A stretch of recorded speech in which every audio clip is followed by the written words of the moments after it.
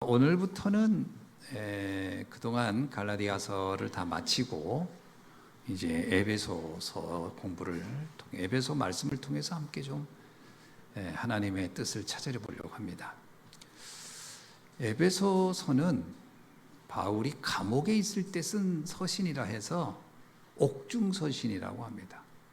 그리고 이 서신은 바울의 이제 말년에, 그렇죠? 이제 마지막 옥중에 있을 때 쓴 거니까 말년에 쓴 서신이기도 하고요.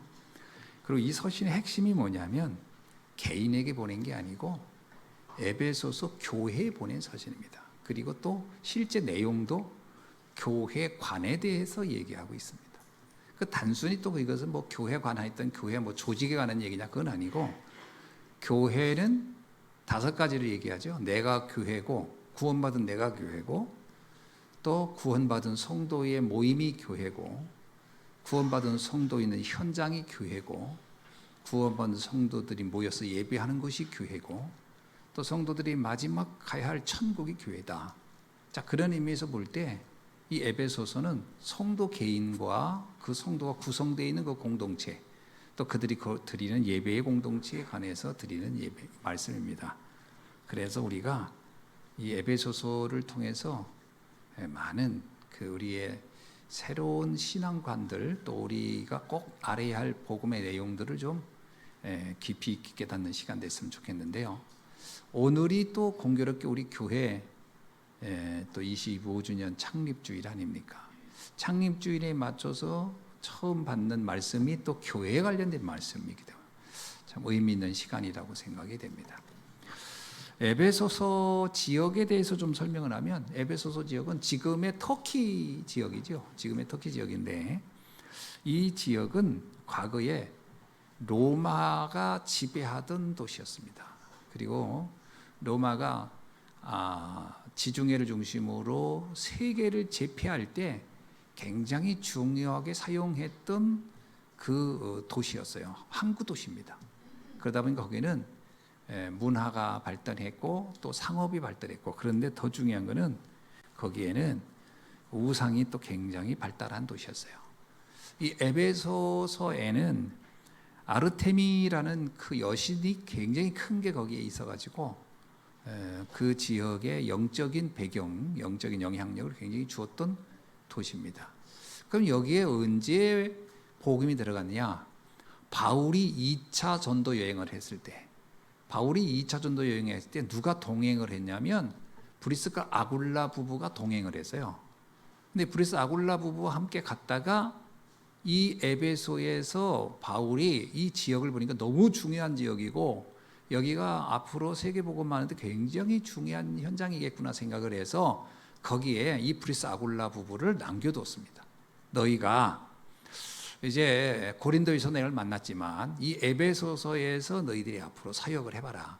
그래서 사실은 브리스 아굴라의 첫 사역지라고 할 수도 있는 곳이 바로 에베소서입니다. 그래서 에베소서는 브리스 아굴라 부부가 신앙생활을 하면서 거기에 복음의 씨앗을 뿌리기 시작한 곳이에요.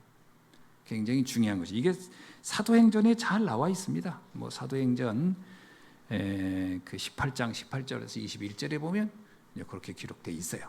그러니까 성경을 보면 어떻게 복음이 전해졌는가를 잘 아시는데, 이제 이 에베소서에 이제 2번째 방문을 하는 날이 있었습니다. 그게 바울의 3차 전도 여행이에요.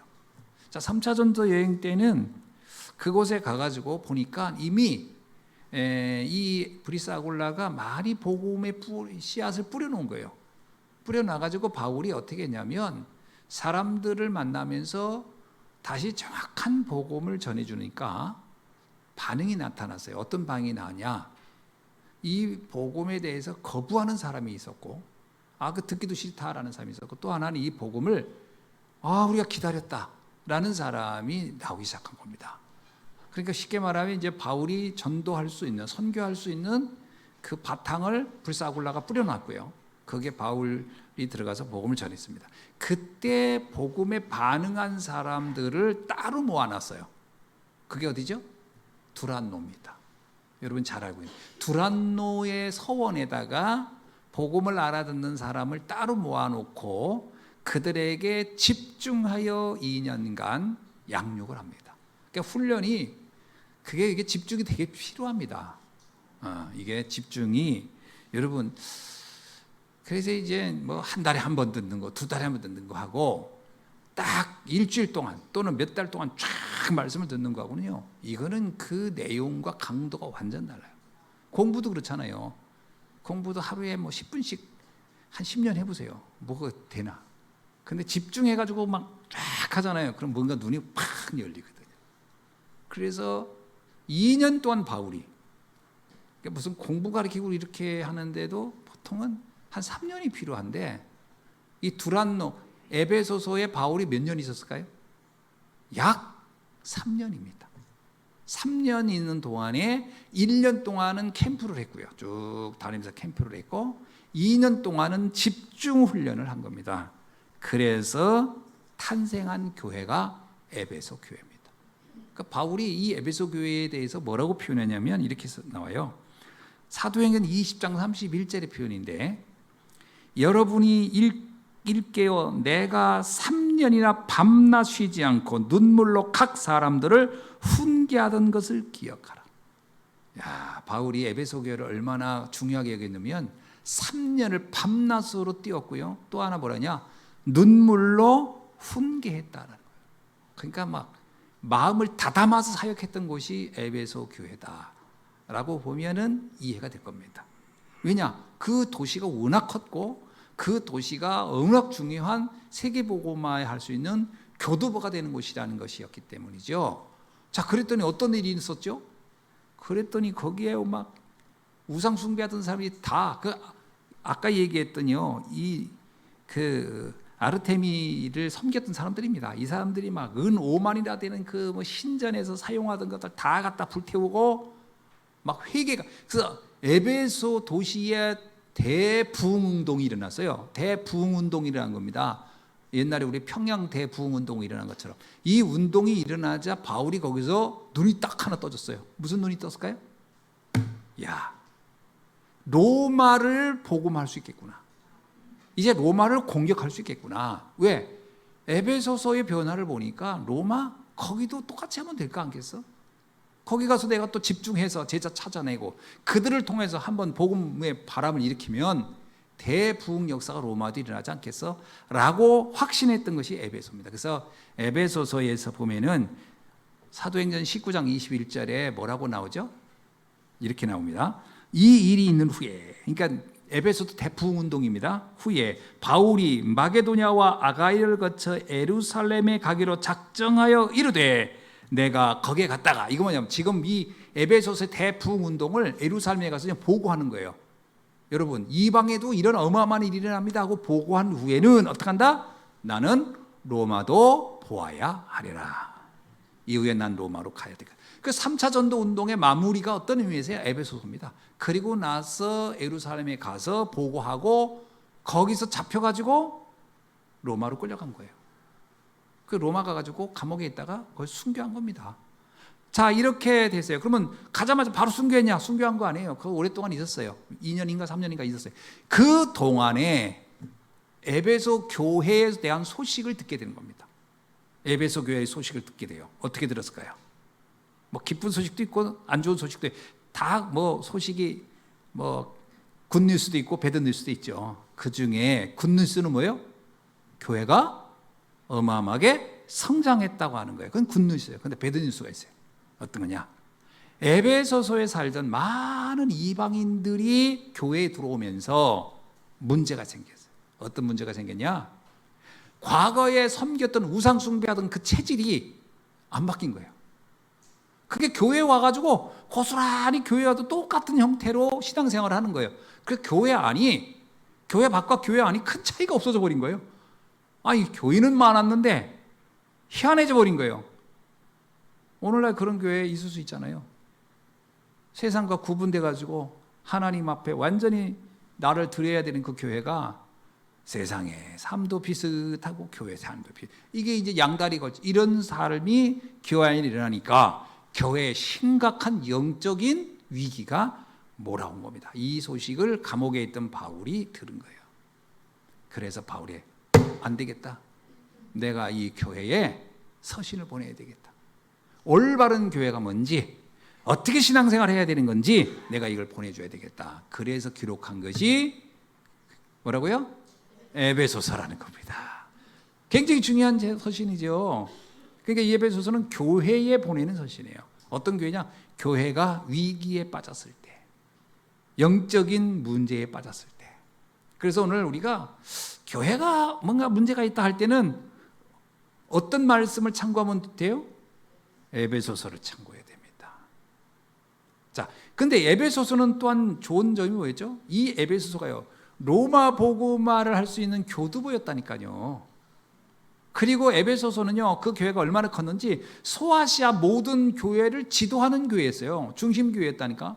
그럼에도 불구하고 문제에 빠지니까 이제 거기에서 심각한 위기가 찾아왔다.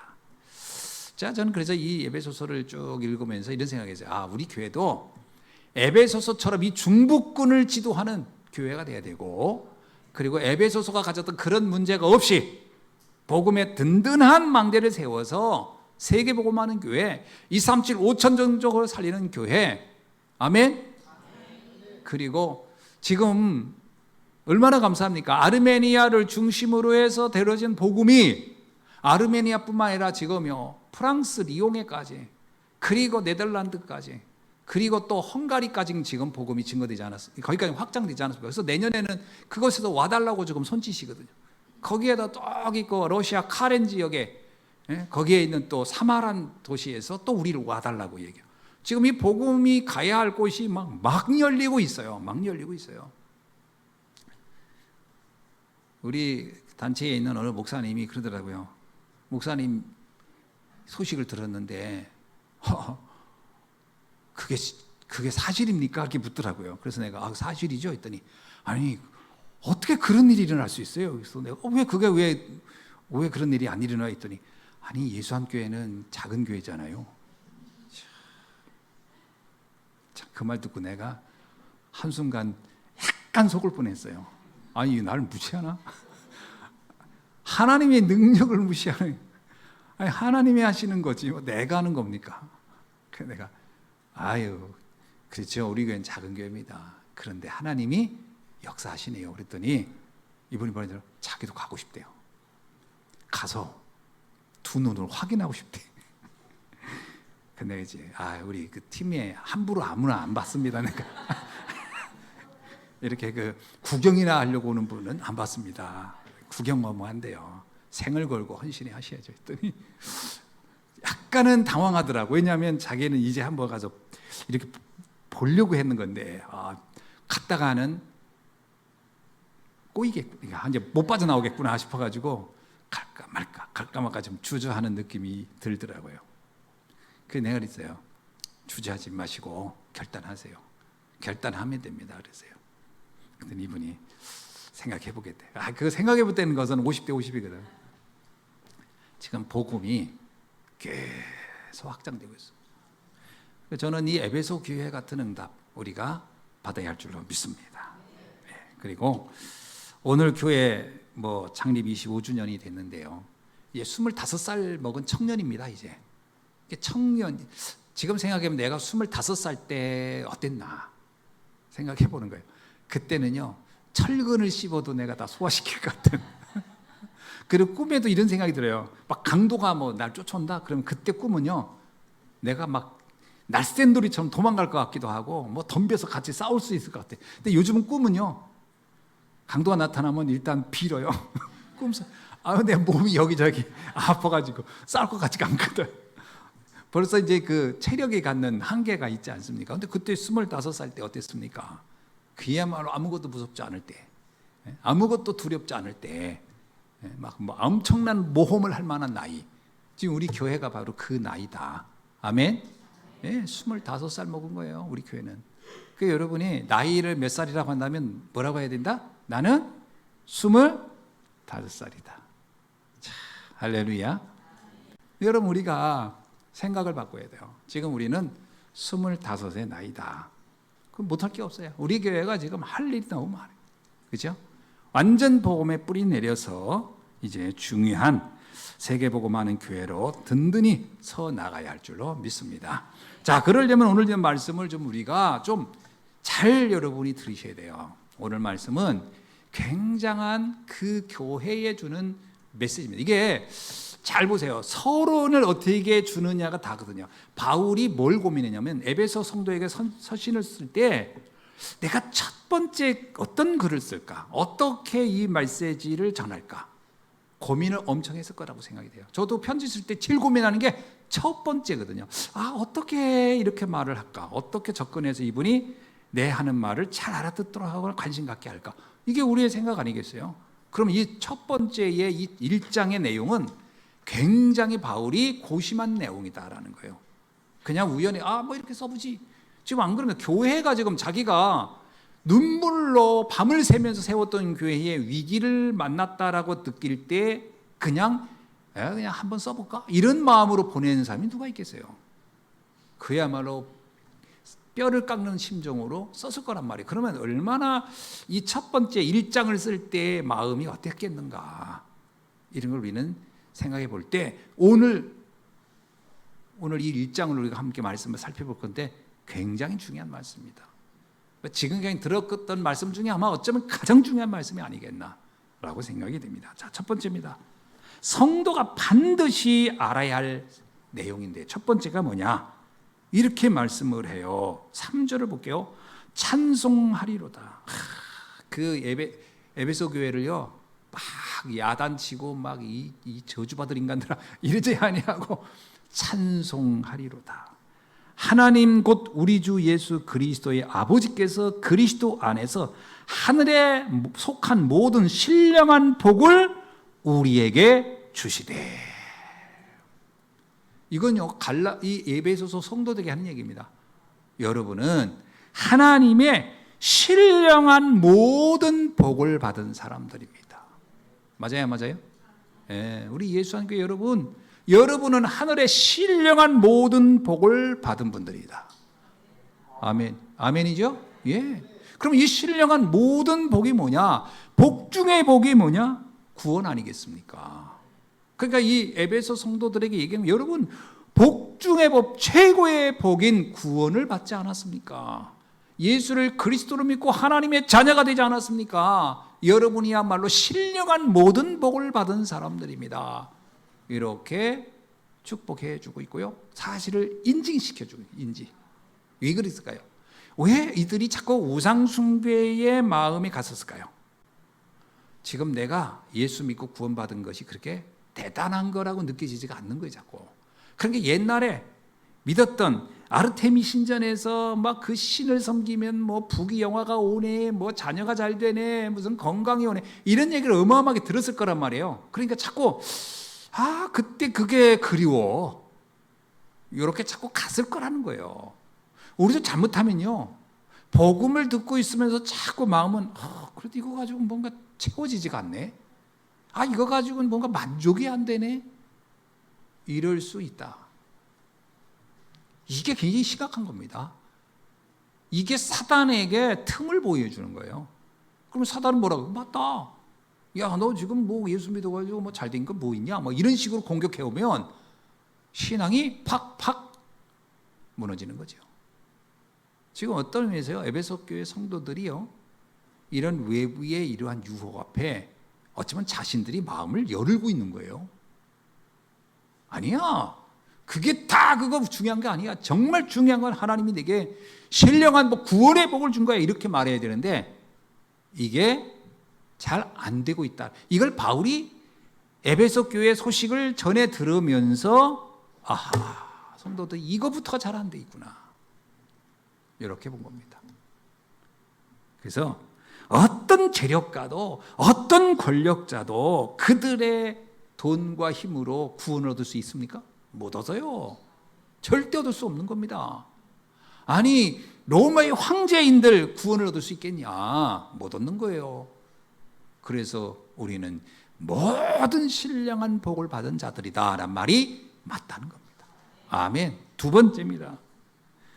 4절 5절에 뭐냐면 곧 창세전에 그리스도 안에서 우리를 택하사, 그러면서 우리로 사랑 안에서 그 앞에 거룩하고 흠이 없게 하시려고 그 기쁘신 뜻대로 우리를 예정하사 예수 그리스도로 말미암아 자기의 아들들이 되게 하셨느니라. 여러분, 우리를 하나님께서 여러분을 창세전에 이미 택했고 예정해서 예수 그리스도 안에서 하나님의 자녀가 되게 한 것 알고 있습니까? 이 말을 하는 거예요. 바울이 이걸 기록하는 거예요. 여러분, 에베소 성도 여러분, 아니 여러분은 하나님께서 창세전에 영세전에 택해서 부르셔가지고 그 복음을 알게 하고 하나님의 자녀가 되게 했는데 그 알고는 있습니까? 이 말이거든요. 오늘 우리는 어떻습니까? 여기에 우리가 답을 할 수 있어야 돼요. 맞다. 하나님의 나를 영세전에 창세전에 예정했다가 이 복음을 알게 하고 하나님의 자녀가 되게 하셨구나. 이게 안 되면요, 자꾸 우리는 내가 신앙생활 한다고 하는 것에 대한 의미가 자꾸 흔들리는 거예요. 그리고 내가 구원 받은 게 맞나? 하나님이 나를 사랑한다는 말이 맞나? 하나님 나를 부르신 게 맞나? 자꾸 이런 의심이 자꾸 드는 거예요. 이게 확실하지 않으면요, 이게 자꾸 의심이 되는 거예요. 요 불신앙이 끝나야 됩니다. 아멘. 자, 그 다음에 뭐라고 얘기하냐면 7절로 10절에 보세요. 우리는 그리스도 안에서 그의 은혜의 풍성함을 따라 그의 피로 말미암아 속량 곧 죄 사함을 받았느니라. 우리는 그리스도 예수 안에서 죄 사함을 완벽하게 받은 사람들이다. 하나님이 나를 부르셔서 나의 부르신 목적이 뭐냐? 나를 완벽하게 나의 죄를 해결해 주셨다. 이게 나를 부르신 목적. 그러니까 에베소 성도들에게 얘기하는 거예요. 여러분을 하나님 부르신 목적이 뭐겠습니까? 왜 불렀겠어요? 여러분에게는 그 근본죄, 원죄를 그리스도께서 십자가에서 완벽하게 속량하였습니다. 그러면서 뭐라고 하냐면요, 그가 모든 지혜와 총명을 넘치게 우리에게 주셨습니다. 우리는요, 세상이 알지 못하는 지혜, 세상이 알지 못하는 총명을 가진 거 아닙니까? 그게 뭐죠? 그 다음에요, 그것이 9절입니다. 그 뜻의 비밀을 우리에게 알리신 것이요, 그의 기뻐하심을 따라 그리스도 안에서 때가 찬 경륜을 위하여 예정한 것입니다. 이게 뭐냐면 하나님의 뜻의 비밀을 여러분은 알지 않습니까? 하나님의 뜻이 뭐예요? 구원받고 모든 영혼을 구원하라는 거 아니에요.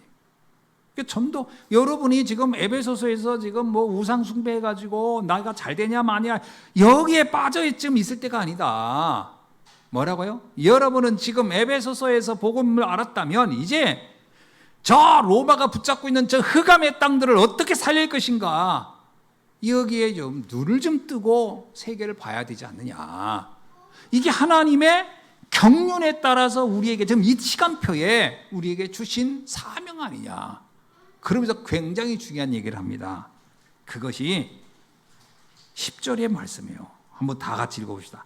하늘에 있는 것이나 땅에 있는 것이나 다 그리스도 안에서 통일되게 하려 하심이라. 아멘. 이게 무슨 말이에요? 지금 하늘과 땅이 분리되어 있다라는 거예요. 이게 뭐예요?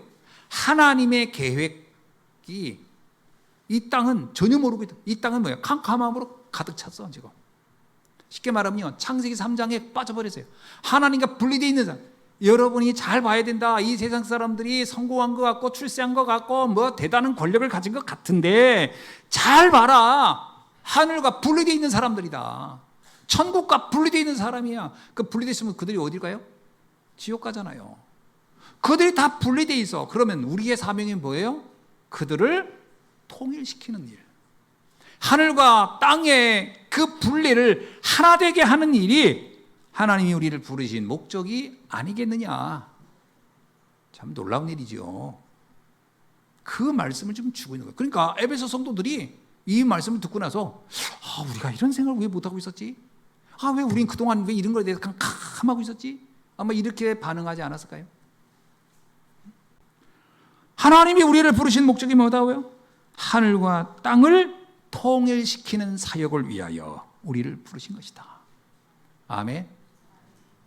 에베소서요 2장에 가면은 2장에 보면 이 왜 통일 얘기가 나오냐면 이건 우리나라 남북한 통일 이 얘기를 하는 게 아니에요. 하늘과 땅의 통일이란 말이야. 그 얘기는 2장에 한번 가보세요. 2장 14절에 보면 그는 우리의 화평이시나 둘로 하나를 만드사 원수된 것을 곧 중간에 막힌 담을 자기 육체로 허시고 이렇게 나오잖아요. 이게 뭐냐면 하나님과 우리 사이가 완전히 단절되어 있다는 거예요. 지금 하나님과 이 땅이 단절되어 있다는 거예요. 근데 왜 하필이면 땅 얘기를 하죠? 성도들은 단절된 게 아니에요. 잘 보세요. 에베소서 성도들이 단절된 얘기가 아니고 이 땅, 이 세상, 여러분이 보고 있는, 여러분이 부러워하고 있는, 여러분이 그냥 나 저렇게 되면 좋겠어라고 하는 이 세상에 분단돼 있다. 우리가 요거 이해 못하면 세상 보고 어떻게 해요? 부러워해요. 와, 저 사람은 예수 믿지 않고도 저렇게 잘 사냐? 아우, 예수 믿지 않고 어떻게 저렇게 출세했냐? 아, 예수 믿지 않고도 어쩌면 저렇게 사는 게 행복하냐? 이러고 침 흘리기 딱 좋아요. 어쩌면서 에베소 성도들이 왜 우상 숭배에 자꾸 눈이 갔었을까요? 왜 갔을까요? 그때 상황으로 한번 돌아가서 생각해 보세요. 그때 당시 예수 믿는 것은 지금 뭐예요? 소수예요, 소수. 그 에베소서에 아르테미 신전을 가지고 그거는 그선 다수예요. 그 사람은 99.9%가 아마 그걸 믿었을 거예요. 그 중에 에베소 성도들이 아무리 부흥했다 하더라도 그 전체 도시에 말하면 극소수의 사람들이란 말이에요. 이 사람들은 그 사회에서 고립됐겠어요? 안 됐겠어요? 고립됐죠. 근데 여러분 피박 받아요? 안 받아요? 사회적으로는 없잖아요. 여러분이 무슨 뭐 공직에 나가는데 기독교인은 안 된다. 뭐 하는데 말이야 기독교인에서 안 된다. 이런 거 없잖아요. 그런데 에베소 교회 성도들이 그거보다 더 심했을 거라는 거예요. 그때 당시에 더 심해요. 그러면 이들이 볼 때 자기들은 사는 것도 여러 개 번변치 못할 수밖에 없어요. 그죠? 경제적으로도 어렵지 않겠어요? 그렇게 이들이 밖에 사람을 보니까 어때요? 너무 부러운 거야. 그러면 옛날에 우리 아르테미 신전 아르테미 섬겼을 때 그때가 좋지 않았을까? 그게 점점점 마음이 걸로 쏠랑쏠랑 넘어가는 거지. 그러니까 바울이 얘기하는 거예요. 여러분 잘 보세요. 그들은 하늘과 땅이 분단되어 있는, 분열되어 있는 하나님의 천국에 갈 수 없는, 구원받을 수 없는 불신자다. 그거를 통일시킬 일이 여러분의 사명이다. 그걸 좀 부러워하면 됩니까? 사실 요 얘기거든. 물어볼게요. 불신자 보면서 부러워하면 됩니까, 여러분? 부러워하면 돼요, 안 돼요? 옆 사람한테 얘기합시다. 이제 그만 부러워합시다. 시작. 우리가 얼마나 부러워해요. 불신자 뭐 잘 됐다 그러면 나는 왜 이러지? 우리는 어쩌지? 이게 보통 심각한 자기 비하, 착각이에요. 바울은 에베소 성도들에게 말합니다. 아니다. 여러분은 뭔 사람이다? 신령한 복을 받은 사람이요. 여러분은 그야말로 하나님이 영세전부터 택한 받은 사람이요. 예정됐던 사람이요. 여러분들은 이 하늘과 땅에 분열된 것을, 단절된 것을 회복시킬 사람들입니다. 아멘이죠? 이 말을 들을 때 에베소 성도들이 가슴이 뛰었겠어요? 철렁했겠어요? 아이고야, 이 힘든데 이런 일을 하라고 우리한테 우리 사도 바울까지도 이렇게 얘기하시나 이러면서 가슴이 철렁했겠어요. 우리가 착각했구나. 우리가 뭔가 잘못 알고 있었구나. 다시 복음 전하는 전도자 돼야지. 이렇게 나는 마음이 달라졌을 거라고 이 설교가는 외칩니다. 이렇게 저는 생각이 돼요. 말씀을 읽다 보니까 이런 마음이 막 묻어나는 거예요. 이 느낌이 팍팍 내 가슴을 치더라고요. 여러분은 안 쳤나 보래. 자, 두 번째. 그럼 왜 하늘과 땅이 분리됐죠? 분리된 이유가 있는 거예요. 그게 창세기 3장 사건 때문에 분리된 거예요. 이거는 그냥 누가 분리시킨 게 아니에요. 누가 착하지 않게 살아서 그런 게 아니에요. 하나님과 인간 사이의 분리는 이미 영세전부터 있었던 분리라. 이거예요. 창세전부터 있었던 분리예요. 그래서 창세기 3장 사건으로 인해서 모든 사람은 죄인이고 하나님의 영광에 이를 수 없는 분단이 되어 있었다. 그겁니다. 자, 이러면 재밌어요. 영세전부터 분단돼 있어. 창세전부터. 근데 우리는 창세전부터 구원받은 사람이에요. 창세전부터 우리는 하나님과 하나 되도록 선택받은 사람이고 저들은 그걸 모르고 있다. 이게 얼마나 근원적인 차이입니까? 이 근원적 차이를 깨닫게 하는 거죠. 그리고 이 결과가 뭐죠? 이사야 60장 1절 2절에 잘 나와요. 캄캄함이 어둠이 땅을 덮었고 캄캄함이 만민을 가리웠다. 그리고 에베소서 2장 1절이 또 한 번 설명합니다. 그들은 허물과 죄로 죽은 존재들이다. 그런데 우리는 거기서 살아났고 그들은 죽은 상태로 있는 것이다. 이거 하늘과 땅의 분열 문제가 이게 보통 문제가 아니야. 그들은 이미 죽은 상태에 있는 거고 우리는 거기서 살아난 사람들입니다. 에베소서가 좀 막 살아서 막 들립니까? 자, 그러면서 뭐라고 하냐? 에베소 4장 18절 22절에 뭐라고 하냐면요. 총명이 어두워져 하나님의 생명을 떠나 감각이 없는 자가 되어 방탕과 방임과 더러운 것과 욕심내며 사단의 유혹에 빠져 욕심을 따라 썩어져가는 삶을 살고 있습니다. 그게 뭐냐면 분리된 사람들의 삶의 상태를 에베소서 4장에서 아주 또 바울은 한 번 더 리얼하게 설명합니다. 왜 이 말을 자꾸 반복할까요? 분리됐다는 게 얼마나 심각한지 또 하나님과 내가 하나 된 게 얼마나 축복인지를 기억하십시오 라는 얘기를 지금 계속해서 말씀하고 있어요. 자, 이 창세기 3장 사건의 해결하는 방법이 뭘까요? 해결하는 길은요, 착하게 바르게 살아서 되는 게 아니에요. 열심히 산다고 되는 게 아니에요. 돈 많다고 되는 게 아니에요. 성공했다고 되는 게 아니에요. 이것을 해결할 수 있는 것은 오직 완벽한 하나님과 인간 사이의 중보자 되시는 예수 그리스도를 통해서만 회복된다. 그래서 바울은 이렇게 얘기합니다. 뭐라고 하냐면 그리스도 안에서 하늘에 속한 신령한 모든 복 그리스도로 말미암아 자기 아들 되게 하셨으니 계속 모든 설명의 서도에는 그리스도로 말미암아 그리스도 안에 있는 자들 그리스도 안에서 때가 찬 경륜 그리스도 안에서 통일되게 계속 사용되는 단어가 공통적으로 나오는 게 그리스도 안에서예요. 그 누가 그러더라고요. 목사님 교회 이름 너무 잘 지었어요. 그래서 왜 했더니 예수 안이 아닙니까? 예수 안. 그리스도 안에. 그래서 예수 안 교회만 오기만 하면 그냥 그리스도 안에 그냥 저절로 들어오는 거 아닙니까? 야, 이분이 영안이 열렸구나. 그래서 내가 이거 내가 특허 낼 테니까 예수 안 교회라는 이름 쓰지 마세요. 그리스도 안에서라고 쓰세요. 그래서 여러분 그리스도 안에서 모든 축복을, 그죠? 그러니까 이 그리스도 안에 있어야 끝나는 거예요. 이 분열된 거를, 분단된 거는 누가 해결하느냐? 그리스도만 해결할 수 있다.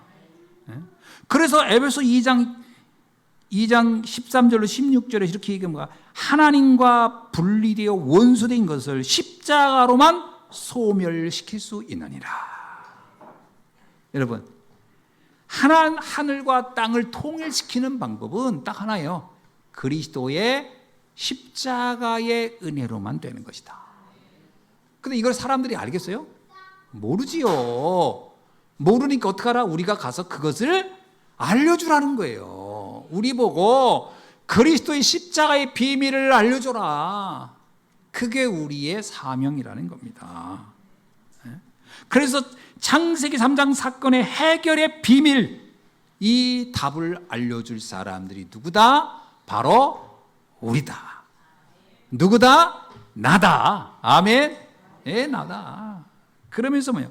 에베소서 1장 11절에 뭐라고 얘기합니까? 모든 일을 그의 뜻의 결정대로 일하시는 이의 계획을 따라 우리가 예정을 입어 그 안에서 기업이 되었으니. 뭐냐면요, 이미 우리는 이 복음 전할 전도자로 여러분, 하나님이 우리를 처음 부를 때부터 아예 이것을 말할 사람으로 예정시켰고요, 이 기업, 이 안에서 받을 축복도 그 안에 다 준비시켰다는 거예요. 야, 그러니까 여러분이 뭘 해야 축복받아요? 이 복음 전에서 분열된 이것을 통일시키는 전도자의 삶을 살아야 하나님의 축복의 기업을 얻게 되는 것이다. 기억하셔야 돼요, 여러분. 아니, 이 말을 지금 에베소 성도들에게 말하는 거예요. 여러분, 다른 데서 복을 얻으려고 하지 말아라. 이것도 복인가 저게 복인가 그렇게 생각하지 마라. 그 착각이다. 여러분이 이 통일시키는 일, 하늘과 땅을 하나 되게 하여 이 복음을 전하는 일을 해야 그때 하나님의 기업을 얻게 되는 것입니다. 이렇게 말씀해 주고 있는 겁니다.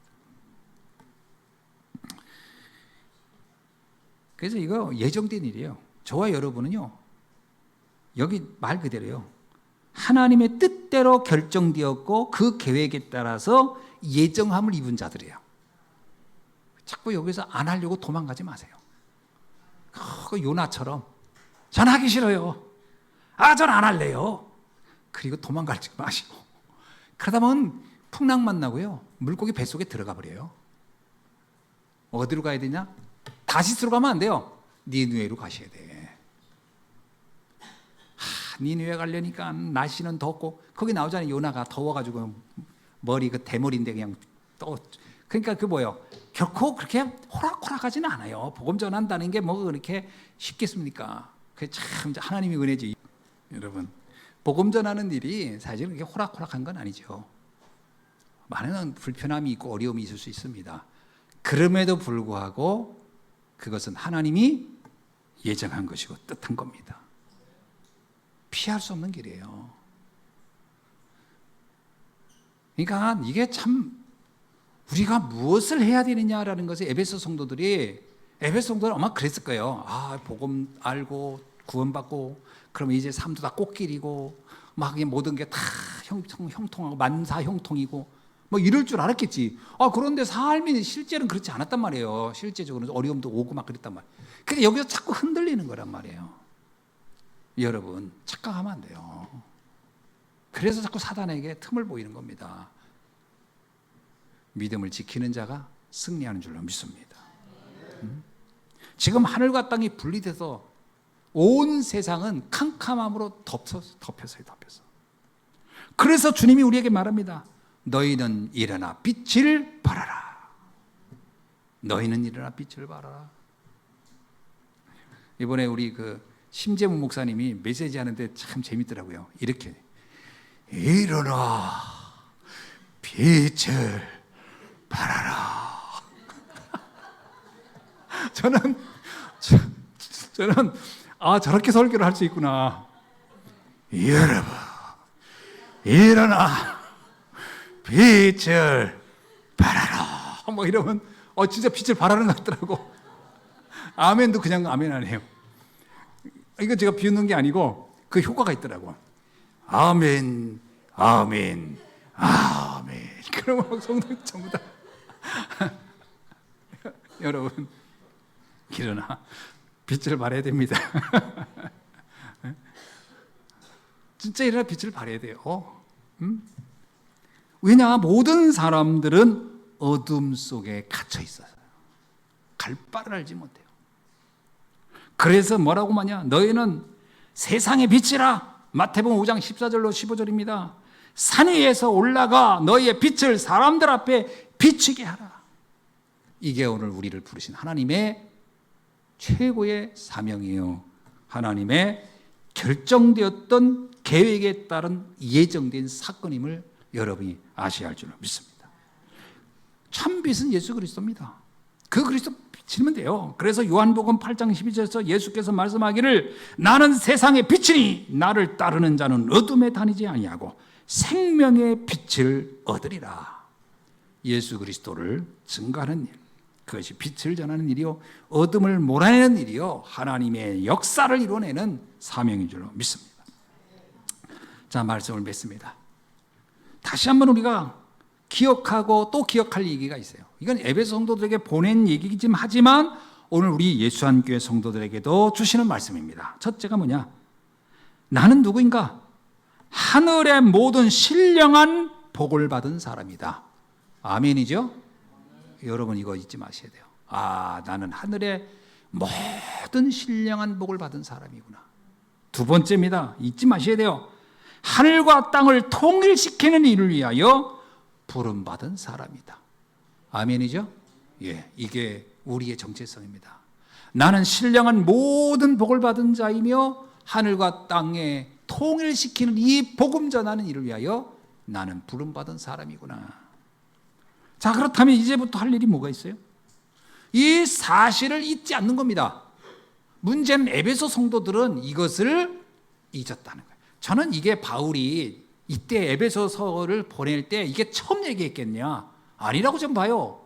이걸 처음 얘기했을 리가 없어요. 분명히 전에도 얘기했을 겁니다. 브리스 아굴라도 아마 그 얘기를 했을 거예요. 그런데 문제는 그때 당시 사람들이 이 말을 어떻게 들었다? 대충 들은 거예요. 중요하게 여기지 않은 거예요. 마치 아담과 하와에게 이 선악과를 먹지 말라 그랬어요. 근데 그 말을 대충 들었어. 그래서 사단이 와서 막 유혹하니까 먹지 말라고 했나? 먹으라고 했나? 아니지. 뭔 얘기였지? 이러고 이제 헷갈리기 시작하는 거예요. 그러니까 메시지가 희미해지면 삶이 희미해지고 무너진다니까요. 말씀이 내 안에 확 각인돼야 돼요. 그래서 신명기 6장에 보면 이스라엘 백성이 그 후대들에게 말씀으로 막 각인시키는 얘기가 나오잖아요. 오늘 우리들도 말씀으로 우리 자신을 각인시켜야 돼요. 그래서 이 말씀을 계속, 그래서 여러분 갈라디아서 여러분 다 썼죠? 다 쓰신 분들 하늘의 신령한 복을 받을 줄 믿습니다. 정말 잘하셨어요. 이따가 식사할 때 제가 좀 나시는 거 좀 더 나눠드리겠습니다. 정말 잘하셨어요. 정말 잘하셨어요. 근데 이미 쓰면서 복을 받았어요. 이제 에베소서를 써야 돼요. 이것을 이제 쓰셔야 돼요, 여러분. 쓰고 한번 읽어보고 쓰고. 이게 굉장히 중요한 얘기입니다. 특히 중직자들은요, 이거 반드시 몇 번 읽어보셔야 돼요. 이게 굉장히 우리가 말씀 전할 때 에베소서 인용을 굉장히 많이 하죠. 그 이유가 있어요. 에베소서가 바로 이 문제에 대한 답을 주는 굉장히 중요한 서신이에요. 답을 주는 서신이라니까요. 자, 그럼 마지막이 뭐냐? 이렇게 각인시킨 이걸 뭘 각인시키느냐? 이 사실을 각인뿐만 아니라 우리가 2, 3, 7, 5천 정도 살 세계복음화할 사람들이구나. 우리 예수한교회가 이 일을 감당할 것이고 내가 그 일의 주역이구나. 그럼 지금부터 어떻게 해야 돼요? 이 응답 받으려고 여러분이 계속 24 기도해보세요. 하나님, 이 일을 감당할 수 있는 믿음 주시고, 이 일을 감당할 수 있는 지혜 주시고, 이 일을 감당할 수 있는 경제 주시고, 이 일을 감당할 건강 주시고, 이 일을 감당할 만남을 주옵소서. 오력을 놓고 기도하셔야 돼요. 여러분 기도 제목이 자꾸 어떤 분이 목사님 뭘 놓고 기도할지 뭘 놓고 기도하기는 오력 놓고 기도하세요. 오력. 하나님, 제가 영적인 힘, 내 정체성이 뭔지를 정확히 붙잡고, 그리고 이것을 감당할 수 있는 지혜, 명철을 주시고, 그리고 여기에 내게 경제력을 주시고 체력도 주시고, 그리고 만남도 주옵소서. 그러면요 안 될 수가 없어요. 여러분에게 이 응답이 그대로 나타나는 금년 귀한 역사 일으키를 주의 이름으로 축원합니다. 기도하겠습니다. 하나님 감사합니다. 우리 예수한교회 모든 성도님들에게 나를 향하신 하나님의 계획이 그대로 성취될 수 있도록 축복하여 주옵소서. 예수 그리스도 이름으로 기도하옵나이다. 아멘.